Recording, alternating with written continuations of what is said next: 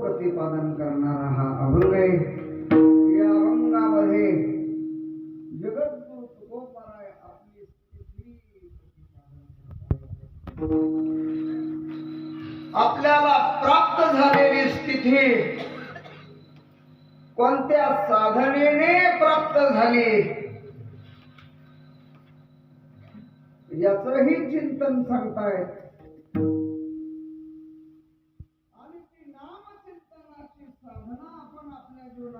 कशी केली केली संसाराची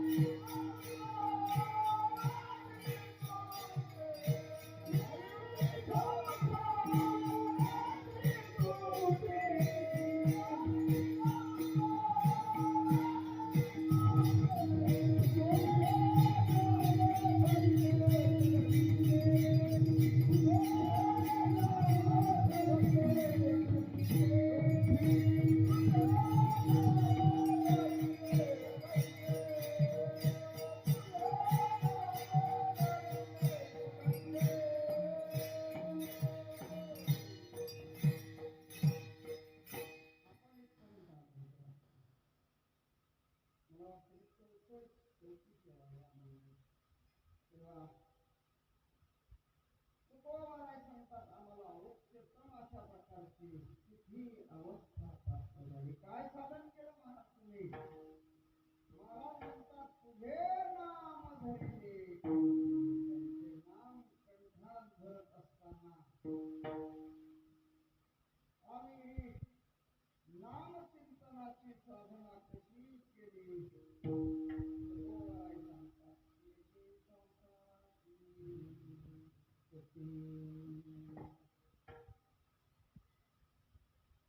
नामचिंतन केल्यामुळे संसाराची तुटी झाली. संसाराची तुटी करून नामचिंतनाची साधना केली. असे दोन महत्वाचे प्रश्न आहेत. नामचिंतनामुळे संसाराची तुटी झाली का संसाराची तुटी करून नामचिंतनाची साधना केली. केली हे क्रियापद आहे. झाली असं जर क्रियापदाला असतं तर मग नामचिंतनाने संसाराची तुटी झाली असा अर्थ लावता आला असता. मला वाटतं केली क्रियापद असल्यामुळे तुकोबाराय सांगतात संसाराची तुटी करून आम्ही तुझं नाम कंठामध्ये धरलं. त्याचा अर्थ असा आहे देव मिळवायचा असेल तर इकडच्या डगरीवरचा हात काढावा लागतो. दगड काय याचं नाव डगरीवर टेकलेली जायचा सगळे आपला एक हात संसाराच्या डगरीवर असतो. आपली अशी धारणा असते की आपला संसारही व्यवस्थित झाला पाहिजे आणि संसार करत असताना आपल्याला व्यवस्थित काही झाली पाहिजे.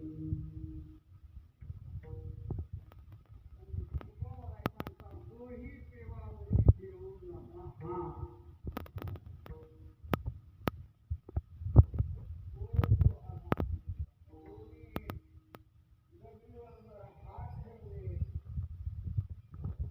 तुकोबाराय सांगतात काहीच साध्य होत नाही. देव मिळवायचा असेल तर हिकडचा नाद काय करावा लागतो? सोडावा लागतो. आणि मग हिकडचा नाद करायचा असेल तर त्याला काय करावं लागतं? सोडावं लागतं. तेव्हा तुकोबाराय सांगतात आम्ही ही अवस्था प्राप्त करून घेत असताना साधन केलं. देवाचं नाम आम्ही कंठामध्ये धरलं आणि कंठामध्ये नाम धरत असताना संसाराला बाजूला सारलं. केली संसाराची तुटी. संसारा आली आपुले हाते लावणे मागुते पाहू नये. आम्ही संसाराची तुटी केली. संसाराच्या नावे घालवली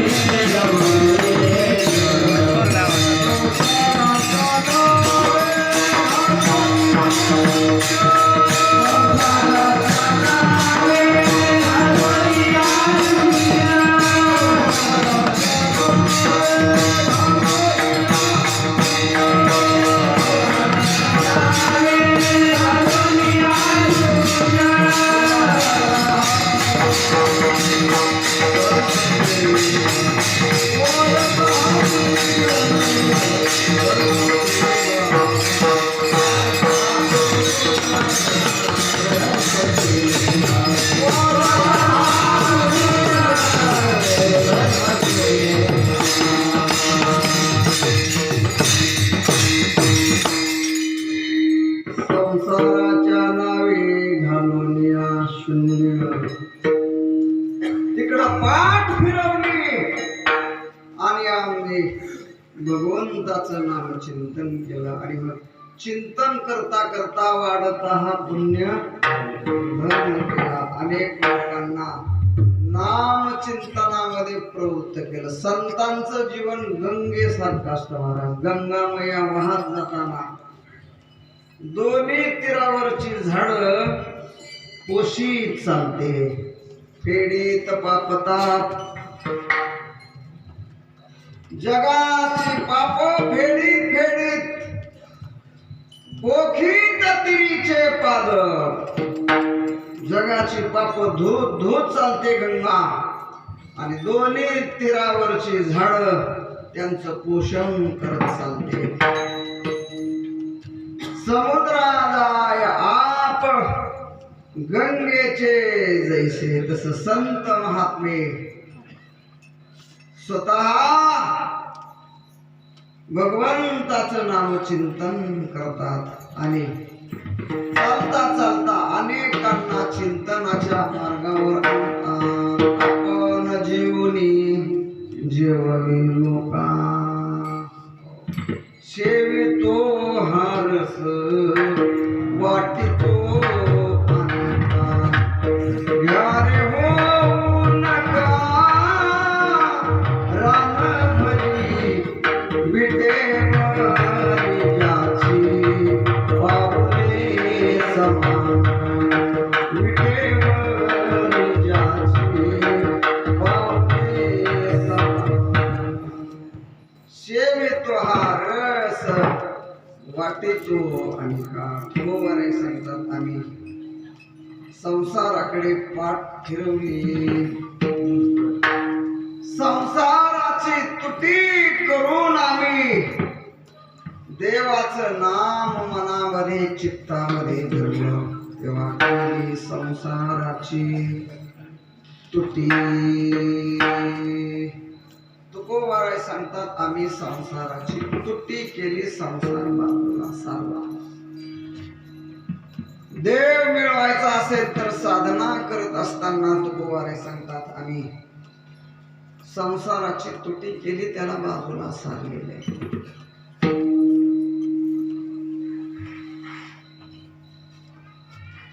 तुकोबारायांना विचारलं संसाराची तुटी करण्याची आवश्यकता आहे का? ही साधना करत असताना संसारात राहून केली तर काय होईल?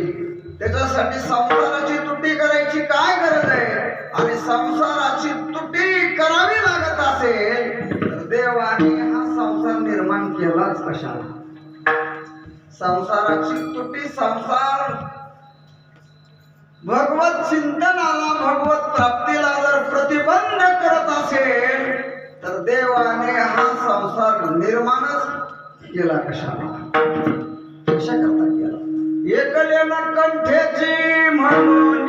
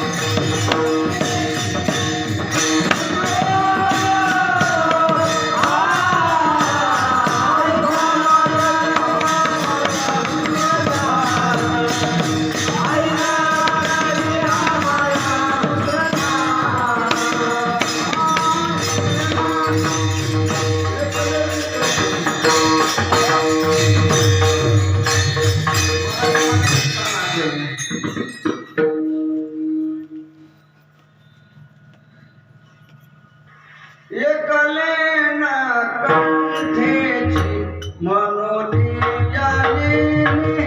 हे आठवली नाही मला, म्हणजे दुसरी येत होती मलाही म्हणायची होती. केली निर्माण चौदाही भुवने, गगन चंद्र सूर्य मेघ तारांगणे, पाचही महाभूते भौतिके भिन्ने भिन्ने वो, ऐसा लागवी माया सूत्रधारी. तेव्हा हा सगळा पसारा कोणी निर्माण केलाय? देवाने निर्माण केला. जयापासून सकळ महिमंडळ ही झाले, हे सगळं त्याने निर्माण केले महाराज.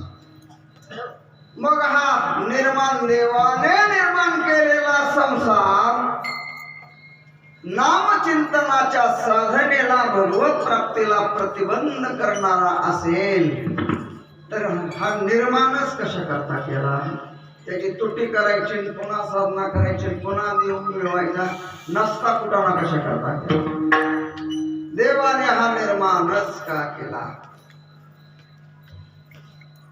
तर तो कोणाला केली संसाराची तुटी, हे जे शब्द वापरतात ते देवाने निर्माण केलेल्या संसाराविषयी नाही. दुसरा एक संसार आहे. सृष्टीचे दोन प्रकार आहेत, ईश्वर सृष्टी आणि दुसरी जीव सृष्टी. देवाने निर्माण केलेली सृष्टी आणि जीवाने निर्माण केलेली सृष्टी. पंचदशीच्या चौथ्या प्रकरणामध्ये द्वैत विवेक म्हणून प्रकरण आहे. त्याच्यामध्ये हा आरंभिक विचार आलेला आहे. आम्हाला संस्थेमध्ये ज्ञानेश्वरी पंचदशी शिकवायला गुरुवारी भुले ज्ञानेश्वरीचा पाठ असा उत्साहात व्हायचा, त्याच्यामध्ये विनोद असायचे, त्याच्यामध्ये हास्यरस असायचा. एवढे प्रसन्न होऊन ज्ञानेश्वरीचा पाठ सांगायचे महाराज. एखादा विषय आला की रममान व्हायचे त्या विषयामध्ये. आणि बुवांच्या पाठामध्ये दररोज स्वामी विवेकानंद येणार, म्हणजे येणार. स्वामी विवेकानंद हे व्यक्तिमत्व, त्या व्यक्तिमत्वाचा पूजनीय भुले बाबांवर खूपच काय होता प्रभाव. दररोज स्वामी विवेकानंद चिंतनामध्ये यायचे आणि अधून मधून बाळासाहेब ठाकरे, वा बाळासाहेब ठाकरे लय माणूस चांगला म्हणायचे. बाळासाहेबांमुळं मुंबई आज शांत आहे, चांगला माणूस आहे म्हणायचे. आपल्याला पक्षाचं काय घेणं देणं नाही. बाळासाहेब माणूस वजनदार माणूस आहे, अशी माणसं असली पाहिजे. आणि मग ज्ञानेश्वरीचा पाठ झाला की पंचदशीचा पाठ अति शांत रसात व्हायचा, शांत रसात. तेव्हा ते दोन्ही ग्रंथ भुले बाबांनी शिकवायचे. आणि आम्हाला बरोबर परीक्षेला हा प्रश्न टाकला होता बुवाने, दुःखाला कारण कोणती सृष्टी? लय कोटला होता ती. आम्ही पंचदशीच्या परीक्षेला पैकीच्या पैकीच मार्ग घेतली होती आम्ही. तेव्हा जीवाला दुःखाला कारणीभूत जीव सृष्टी की ईश्वर सृष्टी? तेव्हा चौथ्या प्रकरणामध्ये हा विषय आलेला आहे. तर देवाने निर्माण केलेली जी सृष्टी आहे ती दुःखाला कारणीभूत नाही, ती परमार्थाची साधना करण्यासाठी अनुकूल आहे. अनुकूल आहे महाराज, अनुकूल आहे ना.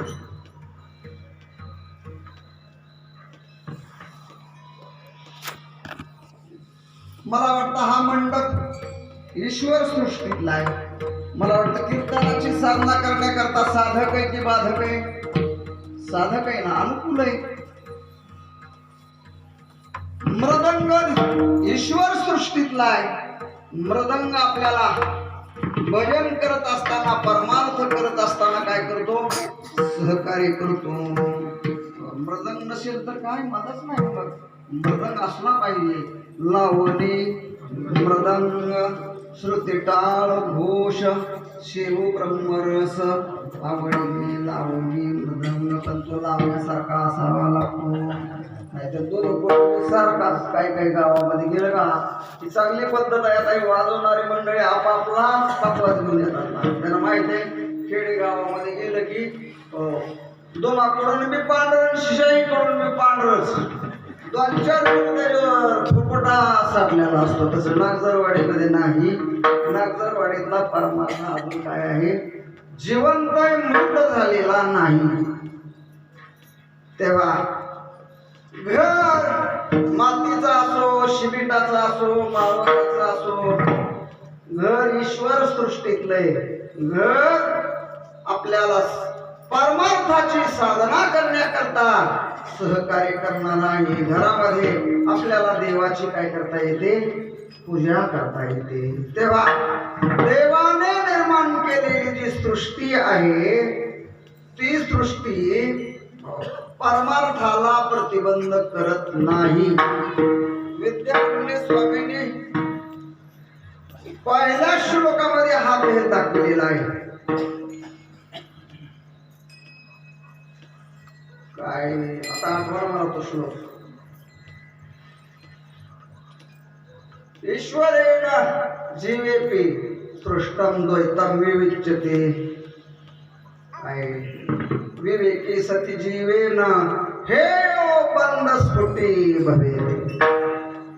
ईश्वरेणापि जीवेन, ईश्वराने एक निर्माण केली सृष्टी आणि जीवाने एक सृष्टी निर्माण केली. त्याच्यामध्ये बंधनाला कारण ईश्वर सृष्टी नाही, मनोमय सृष्टी जीव सृष्टी दुःखाला कारणीभूत आहे. त्याच्याकरता विद्यारण्य स्वामींनी उदाहरण दिले. दूरदेशं गते पुत्रे जीवते वात्र प्रत्पिता विप्रलंबक वाक्येन मृतं काय मत्वा प्ररोदिती. विद्यारण्य स्वामी वर्णन करतात जीव सृष्टी दुःखाला कारणीभूत कशी आहे. नागझरवाडीचे 2 जवान मिलिटरी मध्ये भरती झालेले आहेत. भारत देशाच्या बाउंड्रीवर आहेत. देशाचं रक्षण करतायत. उदाहरण द्या मी. असे 2 जवान देशाच्या बाउंड्रीवर रक्षण करतायत देशाचं. आणि मग परचक्र आलं, युद्ध झालं आणि त्या युद्धामध्ये एक जवान गेला. एक जवान काय झाला आणि एक काय होता, जिवंत होता. एक गेला आणि एक जिवंत आहे. आणि मग बाउंड्रीवर भारत देशातला कुठलाही जवान शहीद झाला तर ती मंडळी घरच्या लोकांना काय करतात, निरोप पाठवतात. आणि मग ज्यांच्या घरचा मनुष्य गेलेला होता त्यांच्याकडे तो जवान गेलेला होता त्यांच्या घरी एक माणूस पाठवला. तो आला. आल्यानंतर विद्यारण्य स्वामी वर्णन करतात विप्रलंबक वाक्य. तो विप्रलंबक होता. विप्रलंबक म्हणजे लबाड.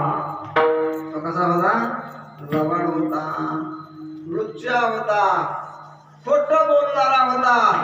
आणि मग निरोप सांगायला जो आलेला होता त्याला सांगताना पांगड अशी केली होती. ज्यांचा जवान पोरगा मेलाय त्याला सांगितलं तुमचा पोरगा जिवंत आहे. आणि ज्यांचा मेलेला नव्हता त्याला सांगितलं तुमचा पोरगा गेला. असं खोट सांगितलं. म्हणजे ज्यांचा गेलेला होता त्यांना सांगितलं तुमचा पोरगा जिवंत आनंदी आहे. आणि ज्यांचा मुलगा जिवंत होता त्यांना सांगितलं तुमचा पोरगा वारला, युद्धामध्ये शहीद झाला. आता कोणती माणसं रडतील बरं सांगा बरं? ज्यांचा जिवंत होता त्यांच्या घरी सांगितलं तुमचा पोरगा गेला, आणि ज्यांचा गेला होता त्यांना सांगितलं तुमचा पोरगा जिवंत आहे. असं सांगितल्यानंतर ज्यांचा पोरगा जिवंत होता त्याच्या घरची माणसं रडू लागली. म्हणून रडून रडून त्यांनी सगळा गाव काय केला, गोळा केला. मला वाटतं आपला भारतातला कुठलाही जवान शहीद झाल्यानंतर सगळा भारत देश काय करतो, हळहळ करतो, हळहळ करतो. आणि मग सगळं गाव गोळा झालेलं आहे आणि ही रडू लागलेली आहे. त्यांच्या दुःखाला पारावार राहिला नाही. आता यांचा पोरगा मेलाय, मनातला मेलाय का ईश्वर सृष्टीतला मेलाय? बरं कळतंय का नाही मी सांगितलेलं? त्यांचा पोरगा जो मेला, जे रडतात ते त्यांचा पोरगा ईश्वर